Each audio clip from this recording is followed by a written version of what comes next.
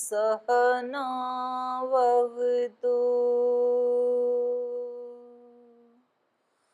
सहनौ भुनक्तु सह वीर्यं करवावहै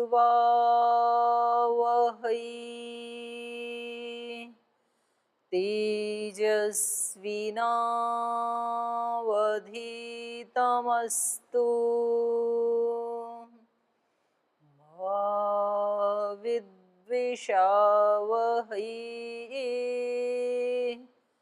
ॐ शान्ति शान्ति शान्तिः।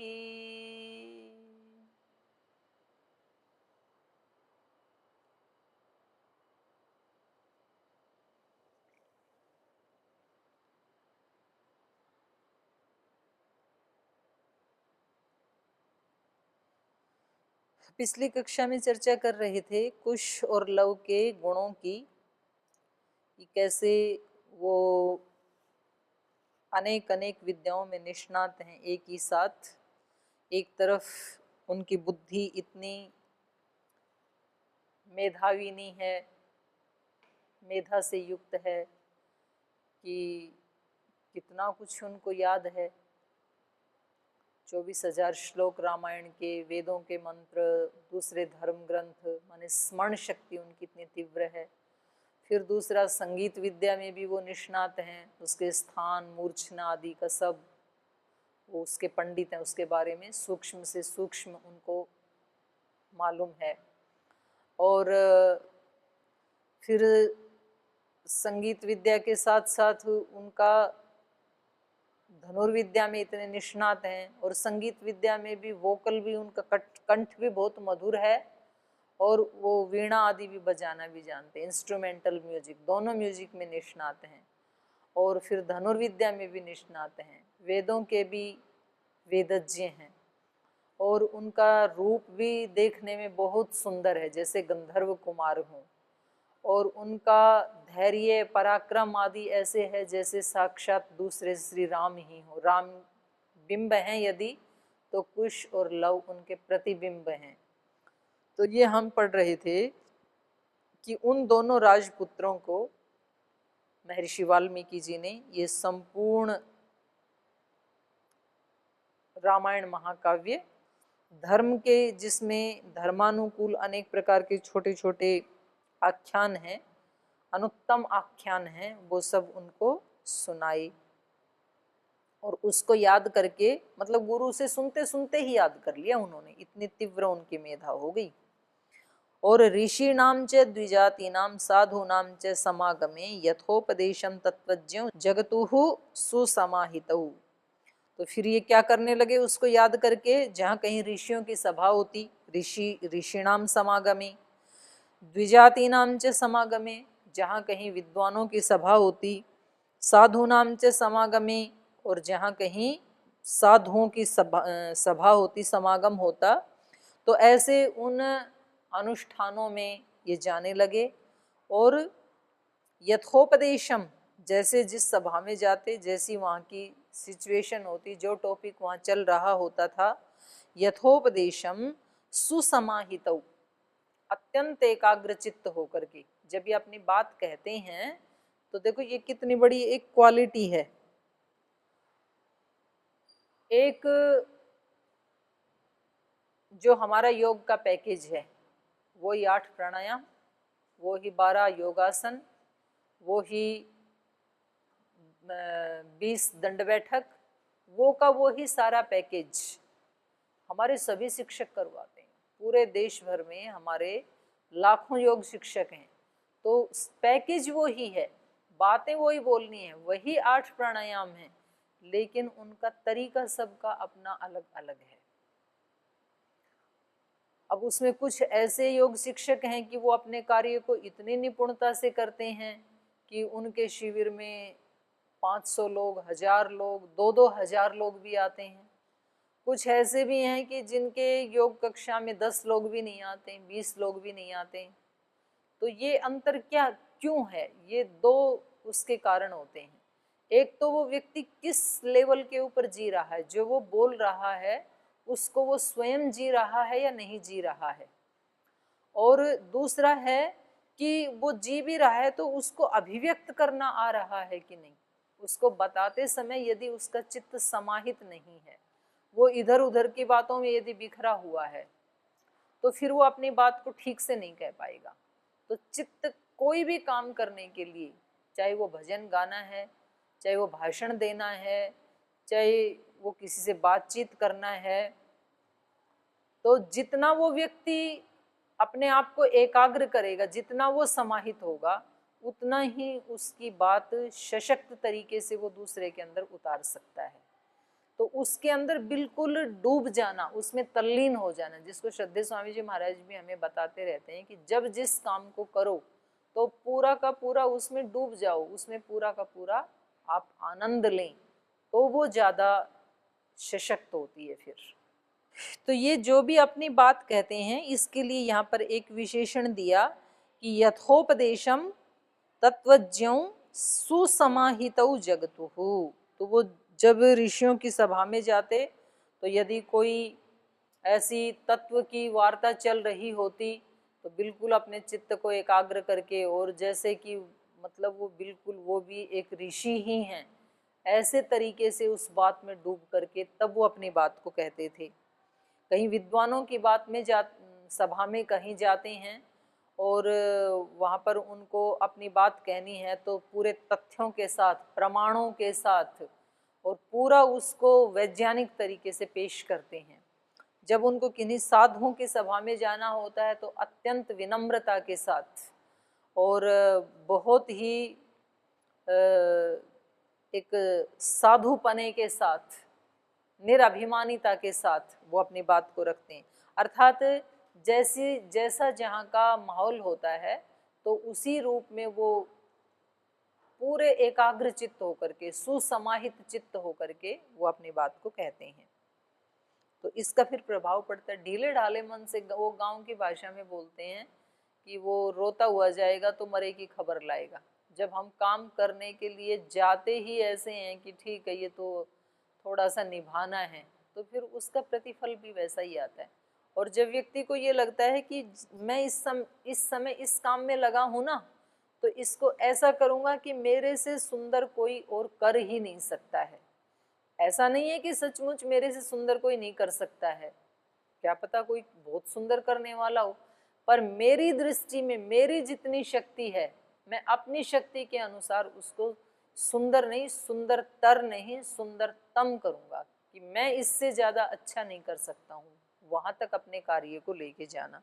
तो उससे खुद को बहुत संतुष्टि मिलती है, आत्मविश्वास बढ़ता है, साहस बढ़ता है, उत्साह बढ़ता है। और ये जो साहस, पराक्रम, उत्साह, आत्मविश्वास, श्रद्धा, ये जो भाव हैं, ये ही मूल कारण है किसी व्यक्ति के जीवन को ऊंचा उठाने के और उस व्यक्ति को एक महामानव बनाने के। तो ये सारे गुण इन दोनों भाइयों में हैं। महात्मानौ महाभागौ सर्वलक्षण लक्षितौ तौ कदाचित् समेतानां ऋषीणां भावितात्मनां मध्ये सभं समीपस्थाविदं काव्यम् अगायतां तच्छ्रुत्वा मुनयः सर्वे बाष्पपर्याकुलेक्षणाः।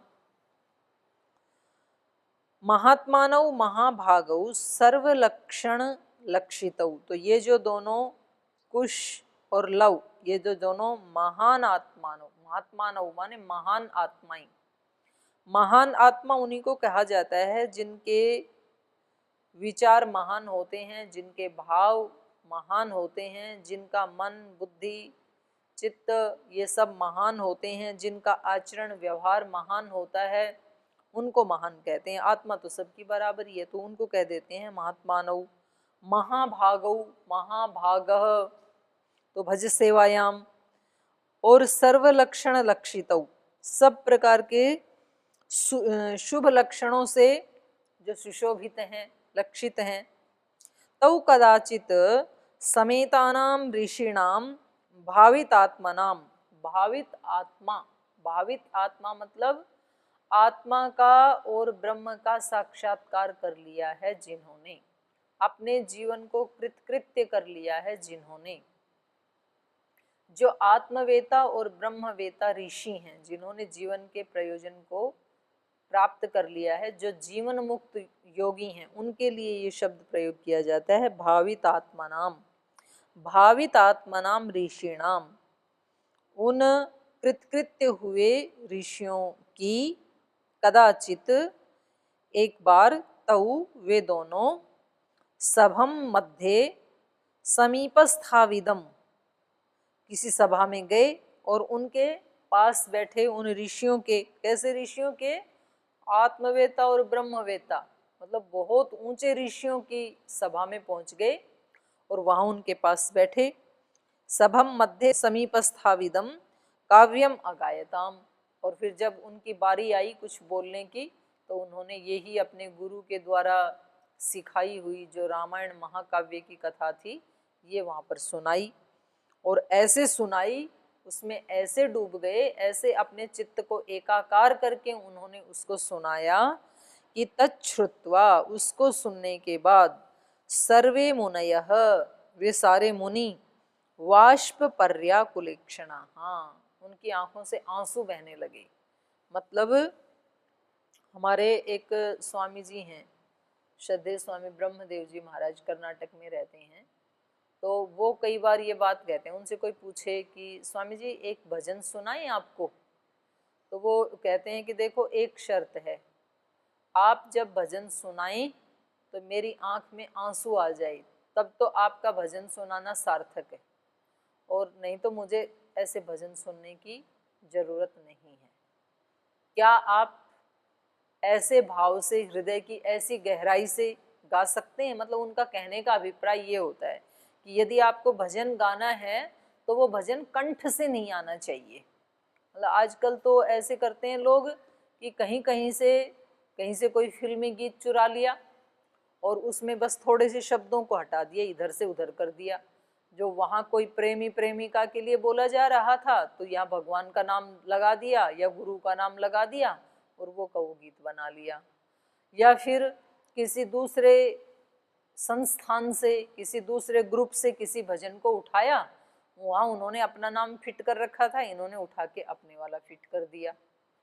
कोई मीरा का भजन उठाया, वहाँ पर वो कृष्ण का नाम था, यहाँ इन्होंने ओम का नाम फिट कर दिया। कहीं साईं का नाम हटा के अपने वाले गुरु जी का नाम फिट कर दिया। तो इस तरह से ये चोरी किए हुए जो भजन हैं, या तुकबंदी करके बैठे बैठे चलो हम भी कवि बन जाते हैं, तो वो भजन जो है वो दूसरों के हृदय को स्पर्श नहीं कर पाते, छू नहीं पाते, और अपना जो मौलिक काव्य होता है, जो अपने अंतःकरण से निकलता है, वो कभी बासी नहीं होता है, वो पुराना नहीं होता। जितनी बार उसको गाएंगे नया नया आनंद आता चला जाएगा।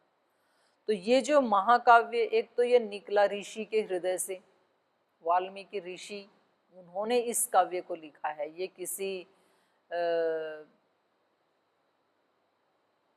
तुकबंदी करने वाले, किसी मतलब छोटे मोटे किसी मामूली व्यक्ति ने नहीं लिखा है। तो ये एक महान कवि जो स्वयं ब्रह्मवेत्ता हैं, जो स्वयं आत्मवेत्ता हैं, उन्होंने लिखा, पहली बात तो।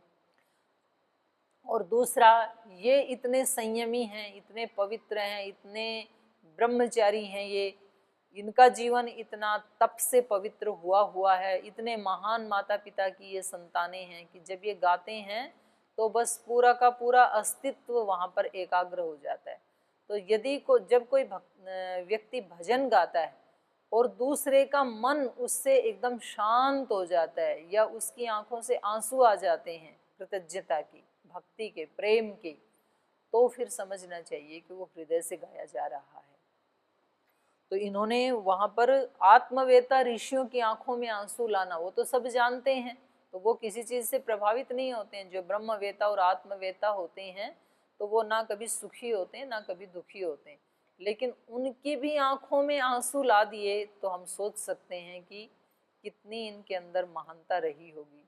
और क्यों ना रही, जब उनका निर्माण करने वाली साक्षात जगदम्बा सीता माता उनको संस्कार देने वाली है, जब एक इतनी महान नारी की वो संतान है जो समस्त नारी जाति का गौरव है, तो उनके अंदर वो ये महानता और ये इतने बड़े गुण क्यों ना अवतरित हो, होना ही चाहिए, अनुरूप ही है। आगे कहा कि उन साधुओं की आंखों से आंसू आने लगे, तो फिर क्या हुआ? साधु साध्विति तावूचु परम विस्मयम् आगताः ते प्रीत मनसः सर्वे मुनयो धर्मवत्सलाः। ते धर्मवत्सला मुनयः सर्वे, ते सर्वे धर्मवत्सला मुनयः प्रीत मनसः, तो कह रहे हैं कि वो सारे के सारे मुनि कैसे हैं? वो मुनि उनके विशेषण हैं। धर्मवत्सला, धर्मवत्सल, धर्मवत्सल मतलब धर्म को ही अपने पुत्रों की तरह से प्रेम करने वाले, माने धर्म प्रेमी। और प्रीत मनसः, केवल प्रीति ही जिनके मन में रहती है, अत्यंत प्रीति मन में रखने वाले। ते धर्मवत्सलाः प्रीत मनसः सर्वे मुनयः साधु साधु इति तौ ऊचु। उन दोनों से उन्होंने सब ने एक साथ कहा साधु साधु, मतलब बहुत सुंदर बहुत सुंदर। आज की भाषा में अगर हम कहें तो जैसे कोई बहुत अच्छा सा कोई भजन सुनाता है, गीत सुनाता है, तो फिर सब लोग एक साथ बोल उठते हैं, बहुत सुंदर, अति सुंदर, अप्रतिम, ऐसे ऐसे बोलने लगते हैं लोग। तो ऐसे यहाँ सब उन ऋषियों ने कहा साधु साधु इति तौ ऊचु परम विस्मय आगताः, और उनको ये सुन करके बहुत विस्मय हुआ कि क्या काव्य है, क्या हृदय से निकला है ये, और क्या गान किया है इन्होंने। मतलब बनाने वाला भी ऋषि, गाने वाले भी ऋषि। तो ये तो साक्षात मतलब इसको जो कुछ लोगों ने जो अत्यंत श्रद्धा रखते हैं, तो वो तो कहते हैं कि रामायण तो पांचवा वेद ही है, क्योंकि वेद को हम ईश्वर की वाणी मानते हैं साक्षात। तो ये भी भगवान की प्रेरणा से ही, महर्षि वाल्मीकि जी जो हैं वो बहुत ऊंचे एक ऋषि हैं, जिनको स्वयं भगवान ने प्रेरणा दे करके महाकाव्य। तो इसको सुन करके किस आत्मवेता को विस्मय नहीं होगा, किस ब्रह्मवेता को विस्मय नहीं होगा। तो ये सारे के सारे परम विस्मय आगताः, अत्यंत उनको विस्मय हुआ। तो वो जो शुद्ध अंतःकरण वाले और बड़े महान, बड़े सौभाग्यशाली, समस्त शुभ लक्षणों से सुशोभित जो सन्यासी थे, उन्होंने मनस्वी, लव और कुश उनको साधु साधु ऐसे कह करके उनका उत्साह बढ़ाया। तो बड़ी प्रसन्नता हुई उनको। प्रशंससु प्रशस्तव्यौ गायमानौ कुशीलवौ अहो गीतस्य माधुर्यं श्लोकानां च विशेषतः। प्रशंससुः, प्रशंससुः माने प्रशंसा के पात्र। प्रशस्तव्यौ, प्रशस्तव्य माने उनकी प्रशंसा करने लगे, जो प्रशंसा के पात्र हैं। गायमानौ, जब वो गान कर रहे हैं, उन गाते हुओं को। गायमानौ कुशीलवौ, कुश और लव जब उसका गान कर रहे हैं तो उनका गान कैसा है? प्रशस्तव्यौ, प्रशंसनीय है, प्रशंसा करने के योग्य है। प्रशंसुहु, प्रशंसा करने के योग्य। तो इनकी जो गायन विद्या है, तो जब उन्होंने सुना तो उनको गाते हुए वो बहुत ही यश के योग्य हैं, प्रशंसा के योग्य हैं। अहो गीतस्य माधुर्यम, उसमें उच्चारण करने वाले के जो गुण बताए हैं वर्ण उच्चारण शिक्षा में, तो वहाँ बताया है माधुर्यम अक्षर व्यक्ति पदच्छेदस्तु सुस्वर धैर्यम लय समर्थम च षडेते पाठका गुणाः। ये 6 पाठकों के गुण होते हैं, कुछ पढ़ने वालों के या गाने वालों के गुण माने हैं वहाँ पर। पहला है धैर्यम, जो भी कुछ बोलें उसको धैर्य के साथ बोलें, ऐसे फट फट फट फट ऐसे ना बोलें। धैर्यम, लय समर्थम, लयबद्ध होकर के, उसमें एक तारतम्य होना चाहिए। न बहुत ज़्यादा द्रुत होना चाहिए, न बहुत ज़्यादा विलंबित होना चाहिए, और एक बस बिल्कुल ऐसे जैसे धारा प्रवाह में, तो उसमें लय टूटनी नहीं चाहिए। धैर्यम लय समर्थम च माधुर्यम अक्षर वेद, पहले है माधुर्यम, सबसे पहला बताया माधुर्यम अक्षर व्यक्ति, मधुरता होनी चाहिए। अक्षर व्यक्ति माने एक एक अक्षर को स्पष्ट बोलना, ऐसे ना हो कि कुछ समझ में ही ना आए सुनने वाले को। माधुर्यम अक्षर व्यक्ति पदश्छेदस्तु सुस्वर, माधुर्यम अक्षर व्यक्ति पदश्छेदः, संधि विच्छेद करके जो समस्त पद होते हैं, जो बड़े पद होते हैं आपस में, जिनमें समास हो करके जटिल बन जाते हैं बड़े, उनको संधि विच्छेद करके अलग अलग। माधुर्यम अक्षर व्यक्ति पदश्छेदस्तु सुस्वर, अच्छे स्वर में।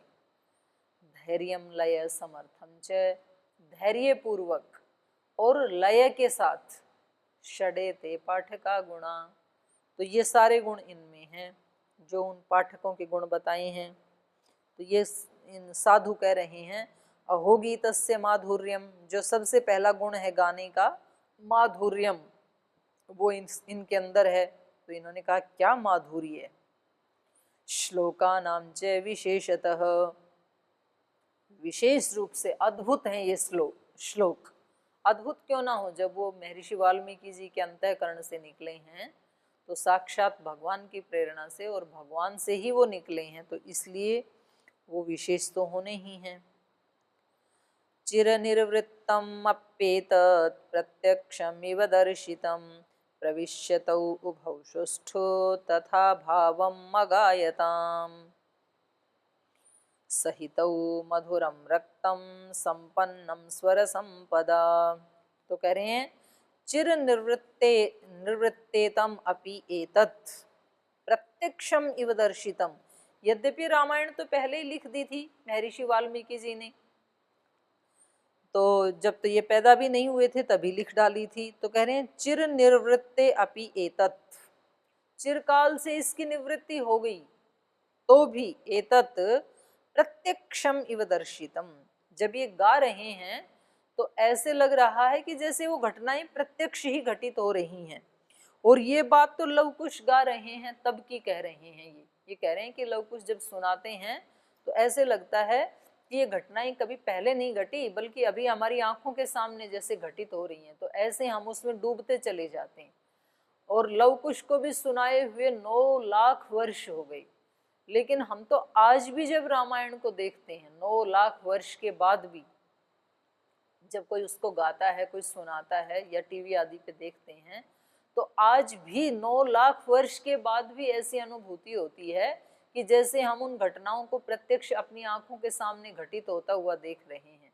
और हम उसमें इतने तल्लीन हो जाते हैं कि जैसे ही हम देखते हैं कि श्री राम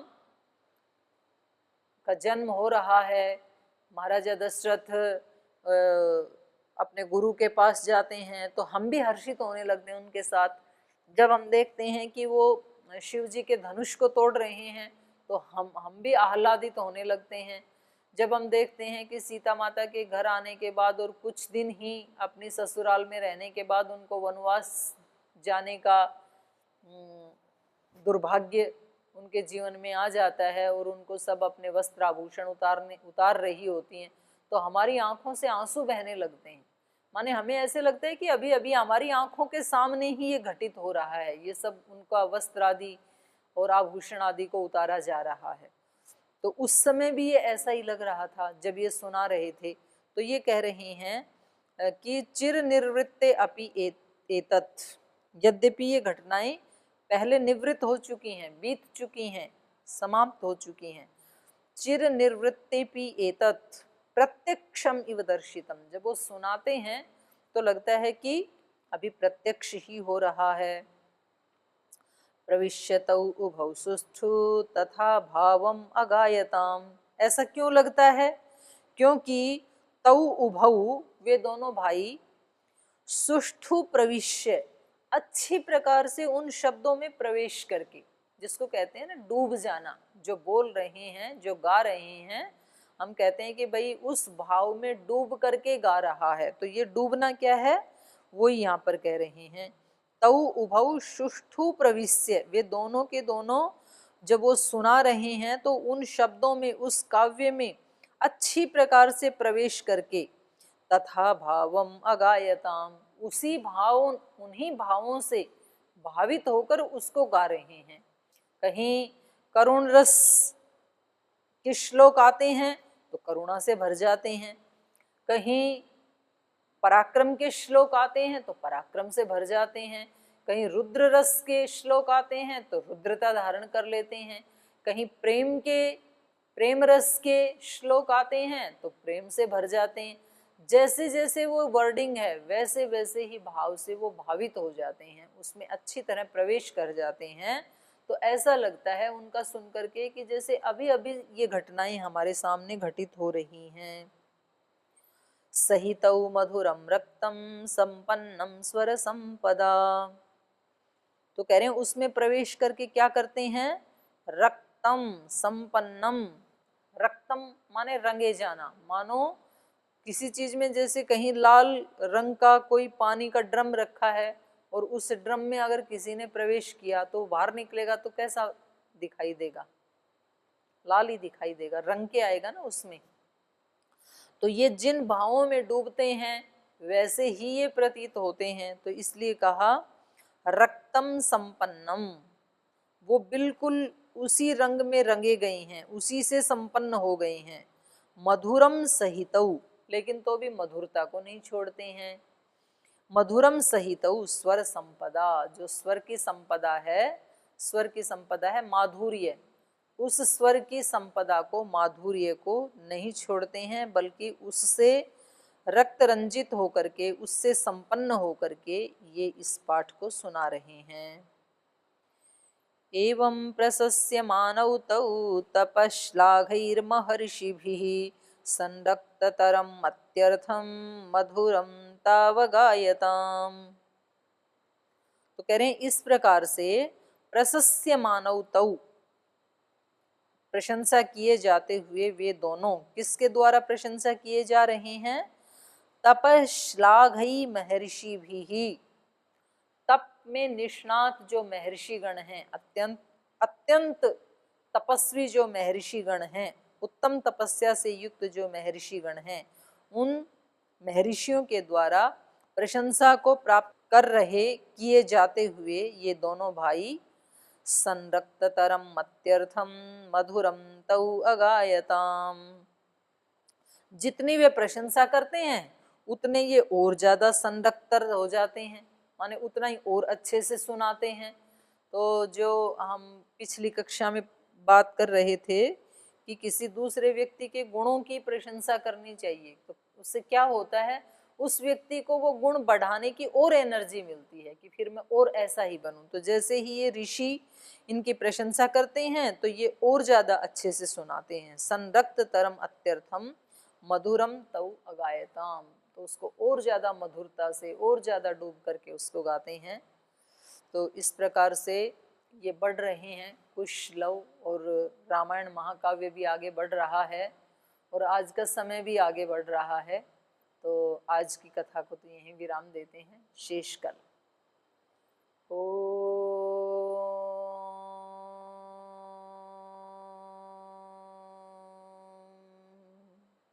शांति शांति शांति। श्री गुरुभ्यो नमः।